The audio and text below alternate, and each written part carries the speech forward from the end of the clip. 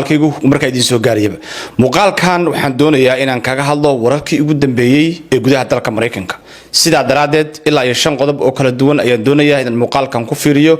kuwaas oo ah wararkii hadda ugu dambeeyay ee dalkan ka soo baxaya waxyaalaha aan fiirin doono waxa kamid ah xagay marayaan banaanbaxyadii waaweynaa ee ka socday magaalooyinka caasimadaha ah ee dalkan Mareykanka waxaan sidoo kale aan doonayaa muuqaalkan inaan uga hadlo ciidamada ICE oo bilaabay nidaam halistiisa leh oo markaas la doonayo in lagu taraagareeyo dadka ay rabaan in ciidamada ICE ay markaas qabtaan waana arrin saacadii hadda la soo dhaafay ay warbaahimuhu si weyn uga hadlayeen ayaan rabaa muuqaalkanaga inaan ku fiiriyo waxaan sidoo kale fiirin doonaa qodobo kale oo waaweyn oo ay ka mid yihiin sida ay u kala taagan yihiin dawladda federaalka ah ee Mareykanka iyo waliba maamulka gobolka Minnesota markii laga hadlayo arinta la xiriira dilkii loo geystay gabadhii dhalinyarada ahayd ee dhawaan lagu toogtay magaalada Minneapolis ee gobolka Minnesota marka balaarimaha iyo dhan ayaynu soo xurin doonaa wararkii ugu dambeeyana halkan ayaynu ku soo gudbin doonaa marka bal soo dhawaada meel walba joogtaan iyo solba muuqaalkaygu uu marka idin soo gaariyaba taariikhdu waa 11 January markaynu ka hadlayno gudaha dalka Mareykanka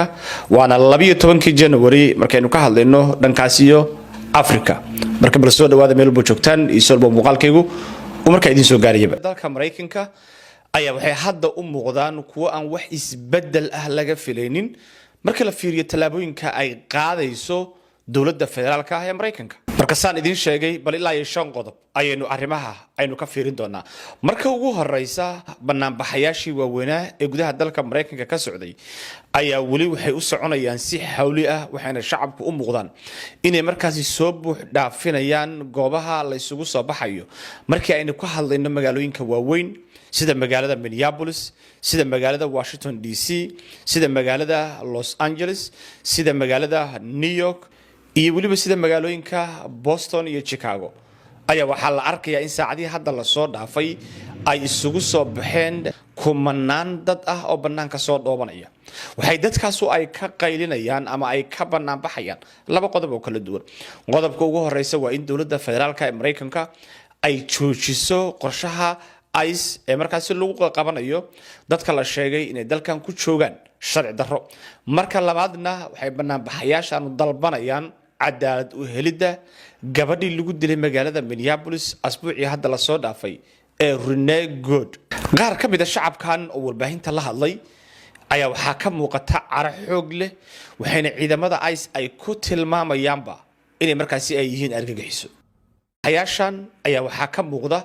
inay markaas iskala qaybinayaan oo magaalooyinka waaweyn aan soo sheegay iyo kuwa kale oo aan sheeginba inay markaas qaarna ay gelin ka hor imaanayaan qaarna ay gelin ka dambe ilaa iyo habeenkii ay soconayaan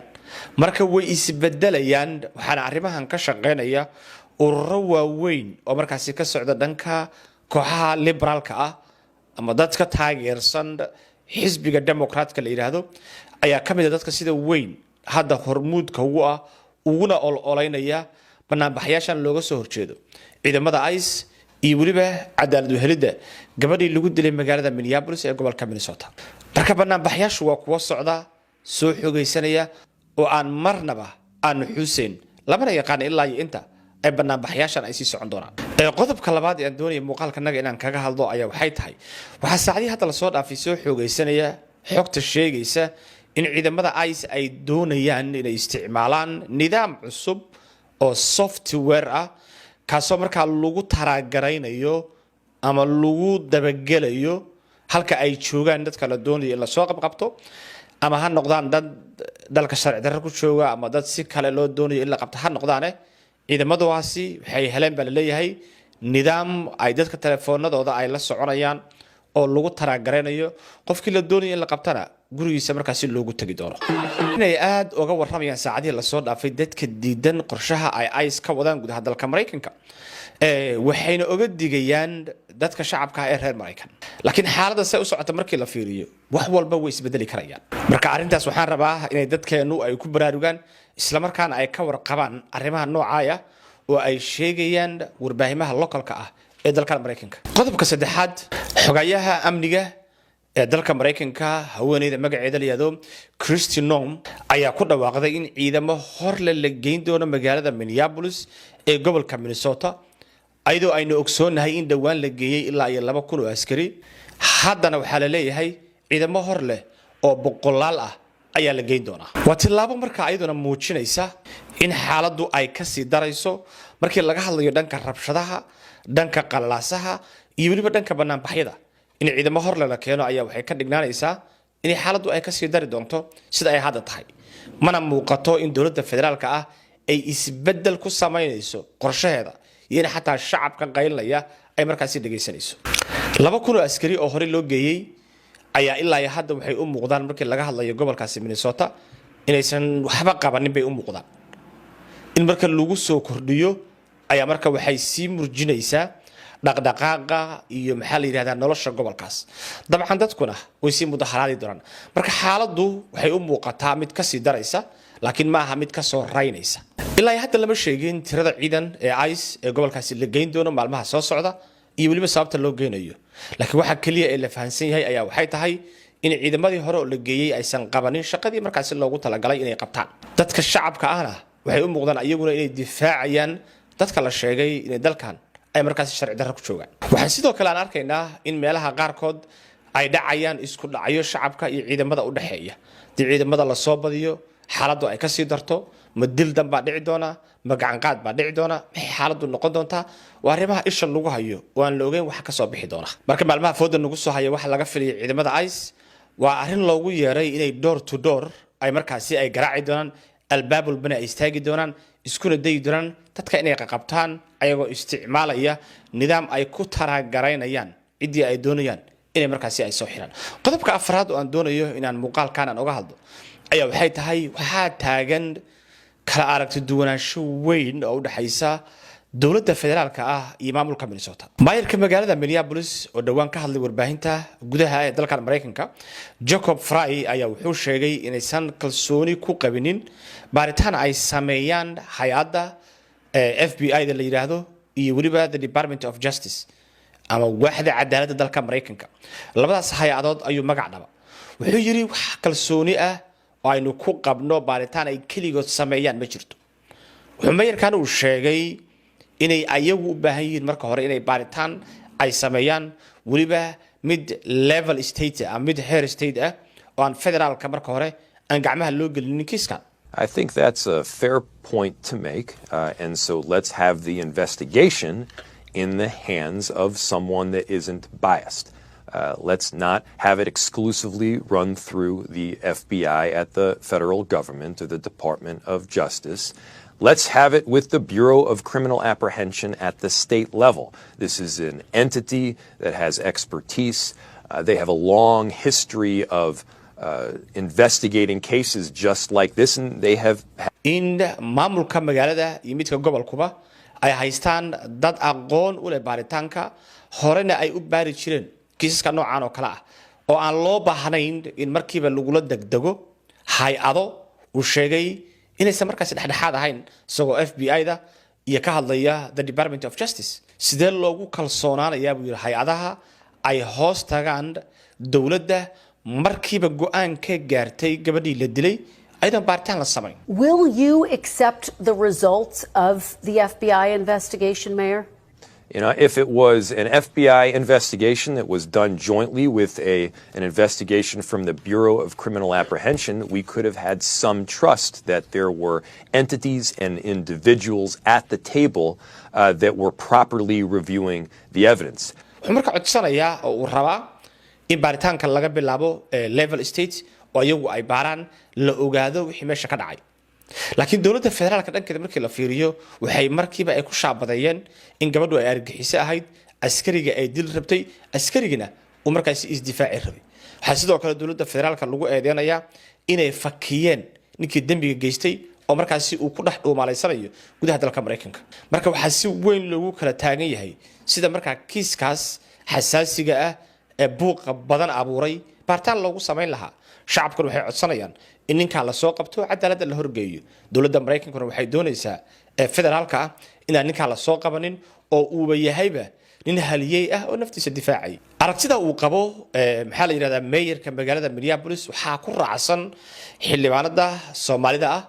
ee Ilhaan Cumar oo ayaduna dhawaan ka soo muuqatay warbaahinta oo ku shaabadaysay dawladda federaalka ee Mareykanka inay markaasi go'aan ka gaareenba ay ka gaareen aydan wax baaritaan aan la samaynin isla markaasna aan la qaadan karin bay tiri in la sumcad dilo hooyo 3 anug dhashay oo si bareer ah markaas loo toogtay. It is not acceptable for Kristi Noem and the president and the vice president to make these kind of judgments without there being a full investigation, even though we can see in the videos that have been produced so far that what they are describing is really not what is taking place. And so if they're saying that we shouldn't believe our eyes, then let the investigation take place before you characterize this mother of 3 as a domestic terrorist. Prove to us what documentation you have. marka qodobka la xiriira in dawladda federaalku ay go'aan degdeg ka gaartay aydoon sugnin baaritaan ayaa wuxuu u muuqdaa qodob ay dawladda federaalku ay si weyn ugu fashilan tahay warbaahinta oo dhan ay markaasi ay ku shidayso laakiin lama yaqaano waxa xaaladdu ay noqon doonto baaritaankaasi halka ku dhamaan doono iyo waliba kala aragti duwanaanshaha weyn ee maamulka gobolka iyo dawladda federaalka u dhaxeeya halka ku soo dhamaan doona lama yaqaano laakiin wax xiisa taagan oo saacadaha hadda la soo dhaafay si weyn ay warbaahinta uga hadlaysay qodobka ugu dambeeya oo aan rabo inaan shacabka Soomaaliyeed aan la wadaaga ayaa waxay tahay horta wali ma is weydiiseen sababta dadka degan dalkan Mareykanka loogu ogolaaday inay hub haysan karayaan waxa gun right-ka la yiraahdo ama xuquuqda ay dadka reer Mareykan ay xaq u leeyihiin inay hubaysan karaan arintan xagee ka timaaday maxay tahay saamaynta ay xaaladda taagan ay ku yeelan karto iyo waliba waxaan waxay ka yimaadeen baan rabaa inaan aragti ka siiyo dadka daawanaya muuqaalkan arintan waa arin aan isleeyahay qof walba oo Soomaali ah oo muuqaalkan daawanaya dalkana degan waa inuu ku baraarugsanaada weeye markii la fiiriyo xaaladda hadda taagan iyo waxyaalaha dalkan markaas laga fili karayo sababta ugu weyn oo shacabka Mareykan loogu ogolaaday inay hub haysan karaan ayaa waxay tahay waa in ay dawladda federaalka iyo maamulada dalka ka jira aysan kalsooni ka dhaxaynin waa inay maamuladu ka baqayaan in dawladda federaalka ah ay qabsato oo ay xoog ku maamusho ayaa laga cararayaa wana sababta loogu ogolaaday inay muwaadiniintu isdifaaci karaan haddii xaaladdu ay gacanta ka baxdo gumaysigii uu Ingiriisku dalkaani u gumaysan jiray xilligaas oo la sheegay inay xaalado tacaddi ah oo daran ay dalkan ay ka dhaceen wixii intaa ka dambeeyay nidaamkii la dhisay ee federaalka ahaa ayaa marka waxa lagu heshiiyay in cid walba ay hubaysnaato oo qoryaheeda ay haysato si markaa aysan u jirinin cid la qasbi karayo marka dawladda iyo maamuladu kalsooni kama dhaxayso shacabka iyo maamulada naftirkoodana wax kalsooni ka dhaxaysa ma jirto waa sababta qofka gurigiisa cidii ugu soo gashaa hataa hadduu rabo madaxweynaha Mareykanka ha ahaade uu xaq ugu leeyahay inuu isdifaaci karayo waa sababta aynu mar walba u maqalno in qofka property-giisu ay tahay wuxuu xaq u leeyahay inuu ku dagaalami karayo Soomaalida arag markay kooxan cusuriga guriga ma ka hadlayaan waa property-gayga ma soo gali kartaa ilaa isma arag taleefanka aad gacanta ku haysato waa property-gaaga haddii lagu qabsado waxaad xaq u leedahay isdifaacdo gaariga aad wadato waa property-gaaga marka in dadka la boobo oo hantooda la qaato oo dhigooda la banaysto oo la dhaco ayaa laga baqayaa dadka dalkan degan ee cadaanka ah markii laga tagay dadkan kale Isbaanishka iyo maxaa la yiraahdaa madowga iyo qolooyinka nagaan immigrantska cusub hataa ayagu isma laha anagu cadaan baan u aragnaa laakiin cadaanka dalkan degan baan shaqo isku lahayn qaar baa Jarmal ah qaar baa maxaa la yiraahdaa British ah oo Ingiriis ah qaar baa Scandinavian ah qaar baa Faransiis ah qaar baa wax kala ah shaqo isku laha markii hore ay dalkan qabsanayeen gooni bay u kala degeen ilaa haddana gobolada arkaysa gooni baa loo kala degan yahay laakiin anagu attention badan ma siino tusaale yar gobolkan hadda ay Soomaalidu ku badan tahay ee Minnesota la yiraahdo dadka ugu badan ee degan ee cadaanka ah waa Jarmal ilaa iyo 40% dadka degan waxa la aaminsan yahay inay Jarmal yihiin waa sababta markii laga tago magaalooyinka waaweyn ama magaalada caasimadda ee Minneapolis magaalooyinka meelaha kale ee tuulooyinka ah iyo gobolka intiisa kale ay ugu xoogan yihiin xisbigan Republican-ka la yiraahdo oo ahba de kooxaha cunsuriga ah waa sababta Donald Trump uu ugu arko gobolkaas gobol ka duwan gobolada kale inuu asagu leeyahay cidoodu leeyihiin buu aaminsan yahay waa sababta markii Trump lagu banaan baxayo waa Nazi loo yiraahdo saaway waa Jarmal way laakiin markaad fiiriso magaalada Minneapolis la yiraahdo magaalo dad kala duwan ay degan yihiin madowga degan Soomaaliba degan cadaanka ugu tirada badan ee magaalada degan waa Scandinavian ونورويجيان ودانيش ودنو عاسا دقن مدو با كجرتا سومالي با كجرتا waa dad marka kala duwan weeye laakiin cadaanka ugu badan ee magaalada degan ayaa waxaan arkayaa inay yihiin qolooyinka Scandinavian-ka marka ayagaasan xataa shaqo isku lahayn waxa laga yaabaa qofka Minneapolis degan ama Minnesota degan is weydiinayo way ku tuulooyinka degan cunsur u yihiin laakiin kuwa caasimadda degan is cunsur u ahayn muhiimaddu waxay tahay isma lehba Scandinavian-ku asaliyan dad wax gumaysan raba ma aha dad inay cadaanka dadka kale ka awood badan yihiin aaminsan ma aha laakiin jarmalku waa saas wey marka ayagii baa saa u kala degan xal waxaan arkayay qolooyin dhankaas iyo Texas ka banaan baxaya oo dowladda federaalka ciidamada ay isku haya anagu waxaadna moodeen qoladii Minneapolis deganayd ayagoo marka Scandinavian-ka la hadlay marka anagu cadaankaas cadaan ka duwan baan ahay bileeyay marka qoladaas oo kale waa British xoog leh baa ku jira iyo Ingiriis wey anagu waa dagaalameynaa bay ka wadaan marka dalkan aan deganahay cadaanka degan xaaladihiisa hubka waxa uu yahay sababta hubkan loo haysto inaynu faham ka qaadanaa dadka dhalinyarada aan ku buurinaya wixii aan ka kari karo oo aan ka aruurin karayna bal marar kala duwan baan ka soo aruurin doonaa intaas muuqaalkan ku soo koobay bal inta dib isaga soo laaban waxaan ka tagay sayno dino assalamu alaykum warahmatullahi ta'ala wa barakatuh